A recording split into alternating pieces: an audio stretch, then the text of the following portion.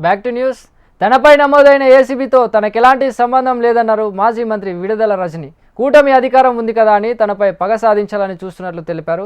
తన మీద నమోదైన ఏసీబీ కేసు వెనుక ఎంపీ కృష్ణదేవరాయల హస్తం ఉందని ఆరోపించారు. కట్టుకథలు అల్లి టార్గెట్ చేసి ఏసీబీ కేసు నమోదు చేశారని విడుదల రజని అన్నారు. దారుణమైనటువంటి ఇల్లీగల్ కేసుని నా మీద, మా స్టాఫ్ మీద, మా మరిది మీద పెట్టించినటువంటి ప్రయత్నం చేశారు. ఇది చాలా మందికి తెలుసు. ఇదేదో వీళ్ళేదో కట్టుకదల్లి నా మీద ఏమాత్రం కూడా పస లేకుండా, సబ్స్టెన్స్ లేకుండా నా మీద ఏదో కేసు పెడితే నేను మాట్లాడట్లేదండి. నేను ఇదిగోండి ఆ ఎఫ్ఐఆర్ కాపీ కూడా ఉంది.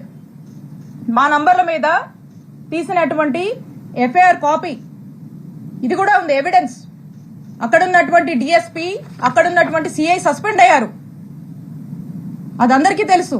నేనేదో మీలా కట్టుకథలల్లి ఏదో మాటలు చెప్దామని రాలా. ఇది ఇంత నీచమైన నిజస్వరూపం లావు కృష్ణదేవరాయలు.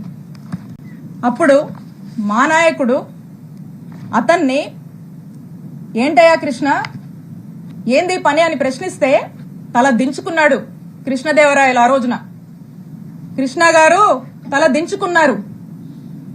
తన తల తీసేసినట్టయింది ఆ రోజున మా నాయకుడు జగన్మోహన్ రెడ్డి గారి దృష్టిలో ఇతను చేసినటువంటి ఈ తప్పుడు పనికి, ఒక మహిళా ఎమ్మెల్యే కాల్ డేటా తీసినటువంటి తప్పుడు పనికి అతను ఆ రోజున మా నాయకుడిలో కృష్ణదేవరాయలు అనే వ్యక్తి మీద నమ్మకం కోల్పోయాడు, అతను చేసిన తప్పు వల్లే. అది మనసులో పెట్టుకొని, అదే కోపం మనసులో పెట్టుకొని ఈ రోజున రివెంజ్, అధికారం ఉంది కాబట్టి ఈ రోజున రివెంజ్ తీసుకునేటువంటి భాగంగా, ఈ రివెంజ్ లో భాగంగా ఈ కట్టుకథలల్లి ఈ రోజు నన్ను డిఫేమ్ చేస్తూ నా మీద ఒక నింద, నా మీద ఒక ముద్ర వేసేటువంటి ప్రయత్నం లావు కృష్ణదేవరాయలు గారు చేస్తా ఉన్నారు.